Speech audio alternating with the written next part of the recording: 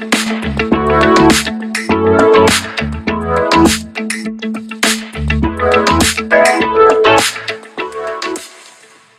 a perfect world, all software innovations would be in open source. We would not have to manage any patent risk and life would be easier. In the real life, patent risk is a major risk that we all have to take into account. Startup, open source communities, and big companies, all of us. We therefore must find ways to stay safe without denying our values of open innovation. In a previous talk, we have mentioned the launching of our patent page.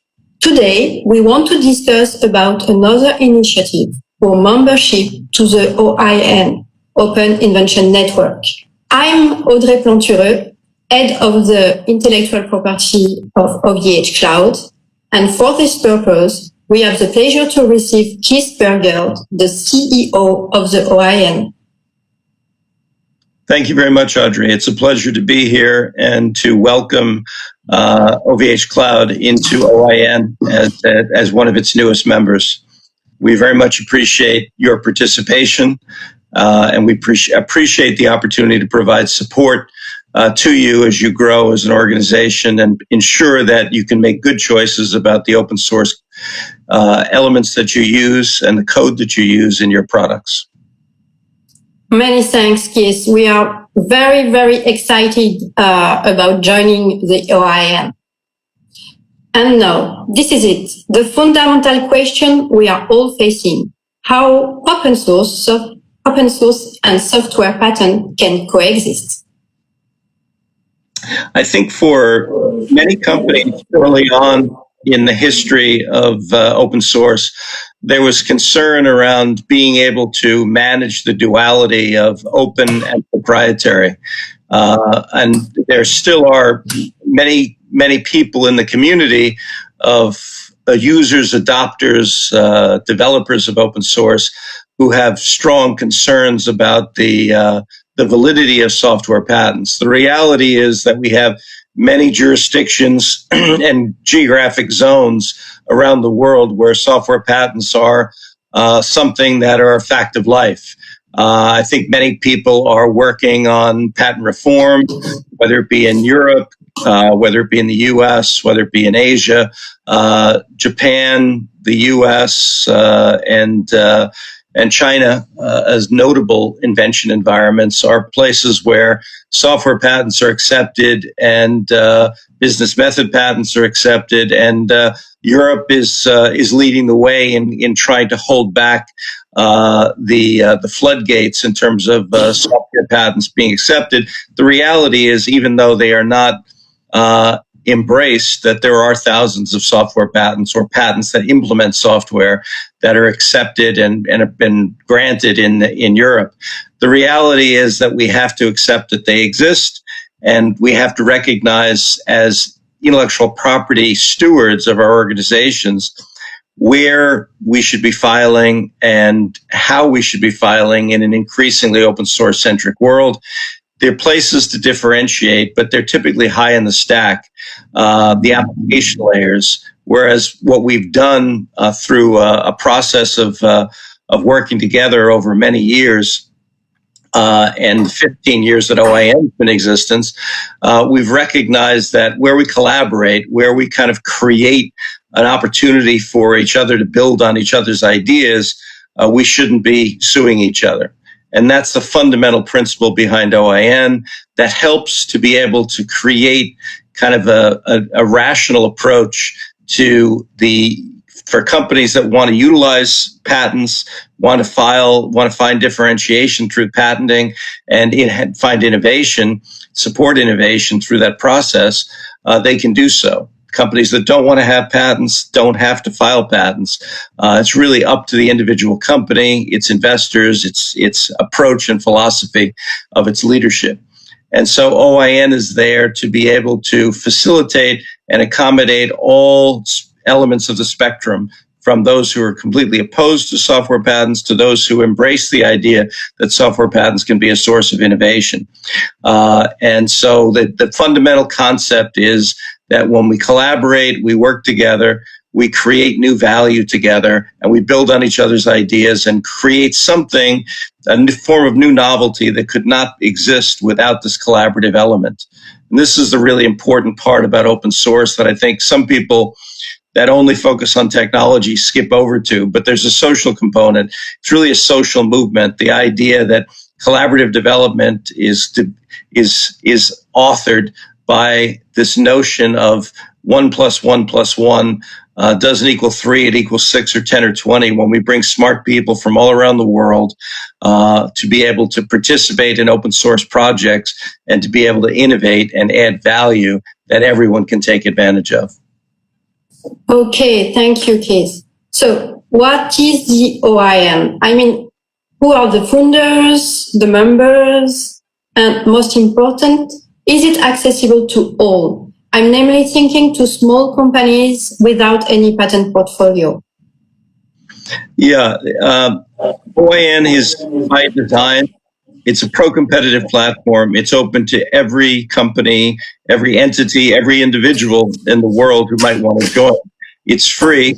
There's no charge. It's subsidized by IBM, Red Hat, formerly Novell, now SUSE, Sony, NEC, Philips, and more recently has financial support from Toyota and from Google.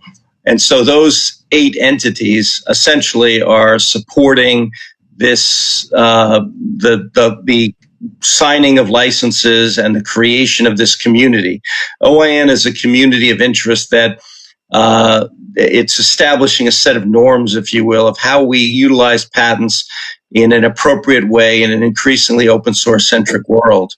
And so we have 3,300 plus participants in the community from some of the largest companies in the world: Huawei, Hitachi, Fujitsu, Toshiba, as I said, IBM, Cisco, LG, Daimler, companies all across the world that are incredibly large, have very significant patent portfolios.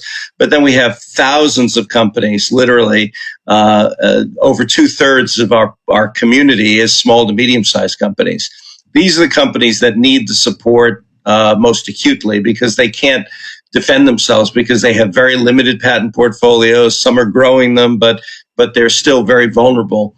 If somebody wanted to come along and sue them and discourage them from being able to have freedom of action and freedom of choice.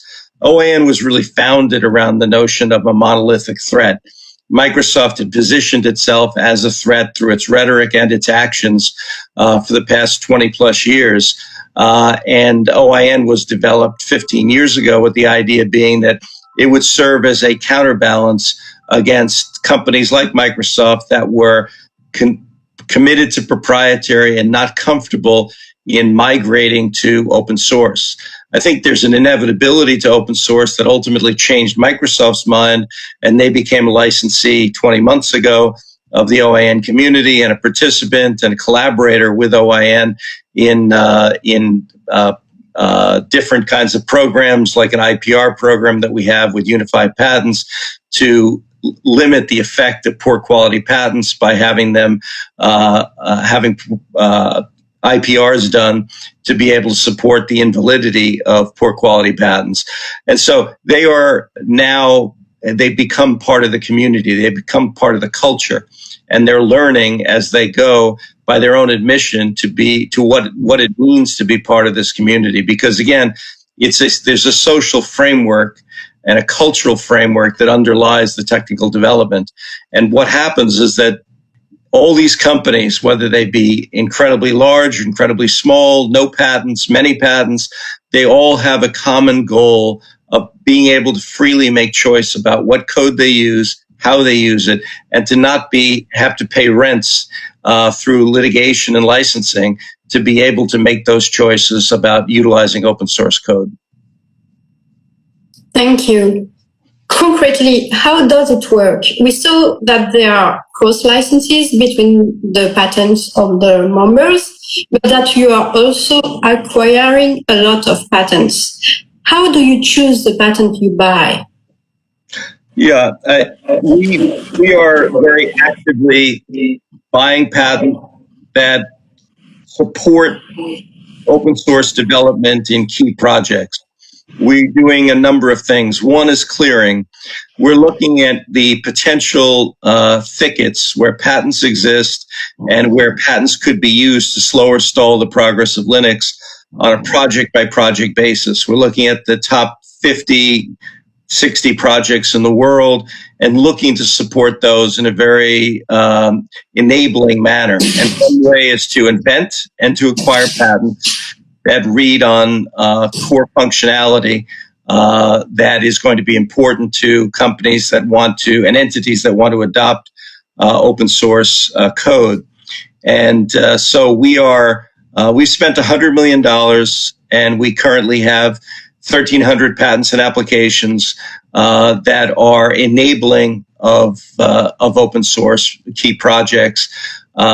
We also are involved in pre-issue and submission programs to make sure that high quality patents are the only ones that get granted. So we're constantly doing things like that as well. It's really about community fundamentally, and it's about recognizing that we have a role as an enabler, as a facilitator, to provide as much freedom of action as we possibly can. And one way is through owning a portfolio that serves to provide clearance, but also in the event that there is a threatenor like Microsoft that comes along again, we will own patents that allow a company to defend itself, as we did with Microsoft during the period where it was a serial litigator attempting to sue on open source related functionality.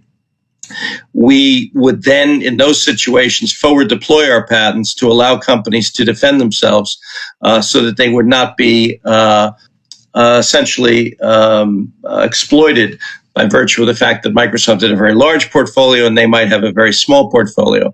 So we would arm companies to allow them to defend themselves. We would continue to do that. Many of the patents we have read on companies that are active and very much proprietary that may or may not become more activist in terms of litigation.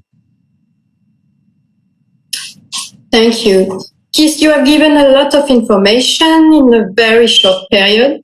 Could you kindly resume for ecosystem why it is important to join a patent non-aggression community like the OIN? I think what's important is to have a balanced strategy, what I call a mosaic strategy. There are multiple things the company can do in terms of building its own portfolio, in terms of making patent pledges, as you have done, and then there are bilateral agreements that can also be entered into where there may be a situation where you need to do a cross license with someone else on a bilateral basis, and then there are multilateral programs like OIN. OIN is designed to be able to support companies that want to adopt open source code. A decision was made by the Linux Foundation 11 years ago that it wanted to manage more than just simply the Linux project, which is kind of the mother of all projects, the largest and most prolific of all projects in terms of code release. So it's a very important project. But what they wanted to do is explicitly embrace large company participation in projects on a sector-by-sector basis, whether it be for the auto sector, automotive grade Linux, or whether it be LF Energy, which supports energy, the transformation of networks for energy conveyance and moving power on and off the grid. The 5 networking projects that relate to communications networks, and so on. They recognize that there was a great deal of hesitation from large companies 11 years ago to participate in projects in great numbers. And they wanted to provide professional management, bring people together, and create an opportunity for people to feel comfortable about adopting open source code. And what they did is counterintuitive in some respects. If you look at the copyright licenses under which projects are done and operate, the permissive licenses like Apache and others, don't have strong patent protection provisions, whereas the GPL v3 does. The GPL v3 had lots of other issues with it that discouraged large companies from wanting to participate. And so there was a very low bar to enter utilizing the permissive license projects. And so they decided at the Linux Foundation that they would do all their projects under permissive licenses and count on OIN to live in the slipstream of these projects. And whether it be, again, any of the projects that I mentioned or literally hundreds of others, OIN comes behind the Linux Foundation and other project management organizations like Eclipse and others to be able to identify what's core and include it in the scope of its cross-license so that everybody's obligated not to sue and to forbear litigation and to cross-license patents that read on Linux system functionality, which is essentially the scope of the cross-license. And so OIN is a natural partner to all projects done under permissive license, which is the majority of projects over the last dozen years or so.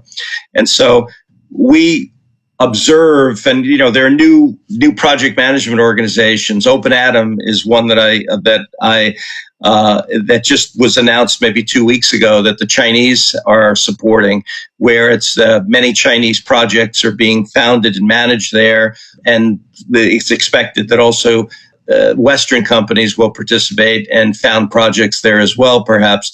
And so we're looking at all the major project management organizations around the world to be able to protect that core code that people want to be comfortable adopting.